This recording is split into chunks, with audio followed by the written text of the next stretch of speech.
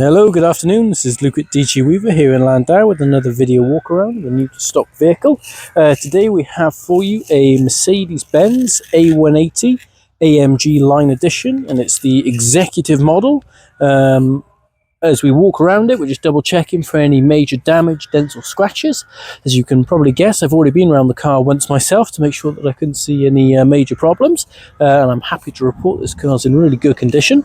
As we go around it, I'll point out anything that I can see and that I think you need to be aware of. It looks like it's a tiny little chip to the door edge by there. Yeah, there is. There's a tiny little chip there. Not something that I'd look to paint, but I could certainly supply a touch-up stick so we could sort that out.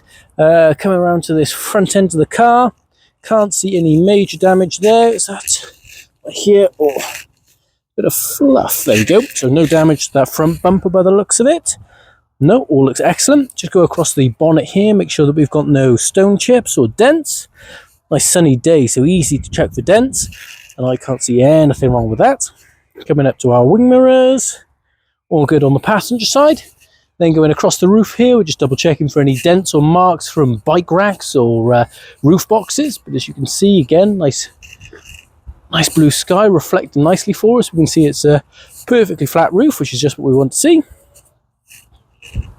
Driver's wing mirror, no problems. A little bit of oil or grease there, but apart from that, it's perfect. And let's go across the windscreen here. For some reason, there's a signature on the windscreen.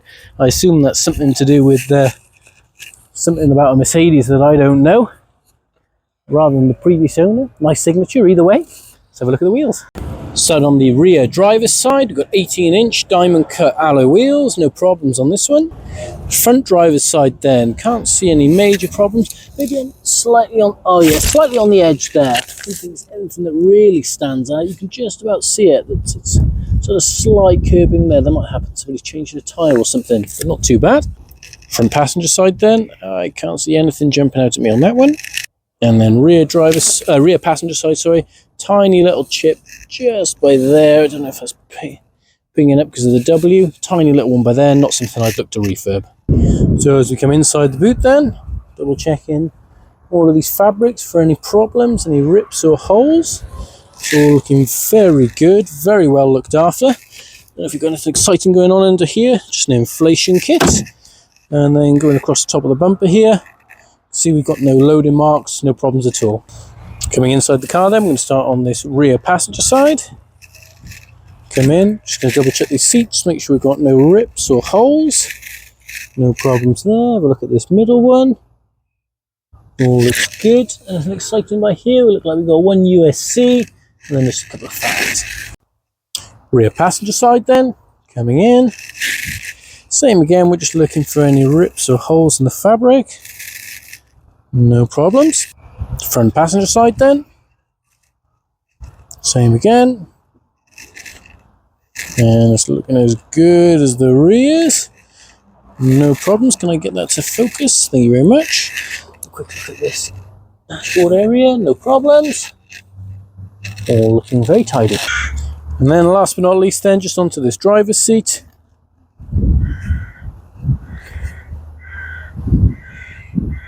No issues at all. Doesn't look like it's been sat in. So coming inside the car here, we're just going to see what toys we've got.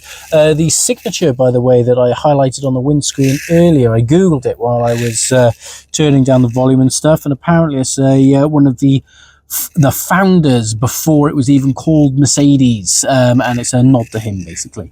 As we come in the car here, we can see you've got an electronic handbrake by there, electronic front and rear windows, lock the controls in the rear, folding mirrors, heated seats on a Mercedes controlled from this this button on the door here. That is the same front driver's seat and passenger. I don't think the rears have it, so I'm going to give it a quick scan. No, so just front seats on this. We'll have a quick scan around this steering wheel, make sure we can't see any major wear on this. But judging from the rest of the car, I'm going to assume this thing's going to be pretty clean and well looked after. No damage there. Looks like we've got voice controls and volume on the left, some sort of cruise control, and this little dabby bit here is touch sensitive. Service due 14 days ago, no problem. Yeah, you flick this up and down, it's like fingerprint sensitive. It's quite nice. I drove this car down from Tom Pentra actually, so I've had a good bit of time in it. Wipers and lights on the left there, and then your gear stick is this little this stick on the right here. So up for reverse, down for drive, and park is on the end there. I'll just stick it into reverse just to demonstrate the rear view camera, as well as then the guidelines when you turn the steering wheel. Press the button to pop it back into park, and that knocks that off for us.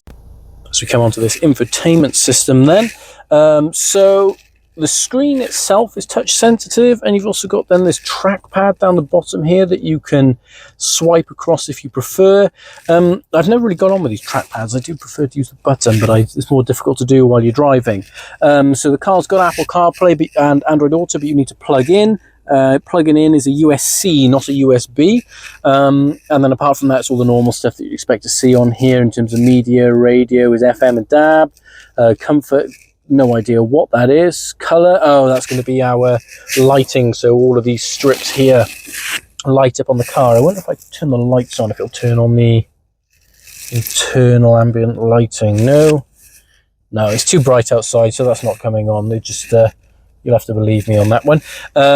So what else we got going on here? Let's go back to home. Info then is car, vehicle, engine, consumption, average miles per gallon on this being 29.4. I actually got 38 point something when I drove it down, so I think it depends really how you do drive the car. Being an automatic, you'd expect it to be a little thirstier. And then that's the screen. Climate then is all controlled from the bottom by here. So it's a dual climate control. So on sync means that I'm controlling driver side and passenger side from the right. If you turn it off the sync, then passenger and driver is individual. Aircon, fan speeds, all the stuff you'd expect to see there.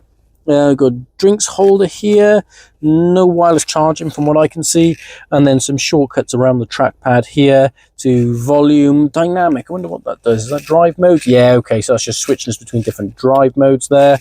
Individual, no, let's put this thing in comfort. Why not? We'll leave it in that.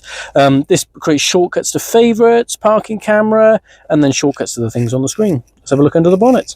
And then just a quick scout into the bonnet. This is nothing mechanical. It's just to show you that it's all clean and tidy and well maintained.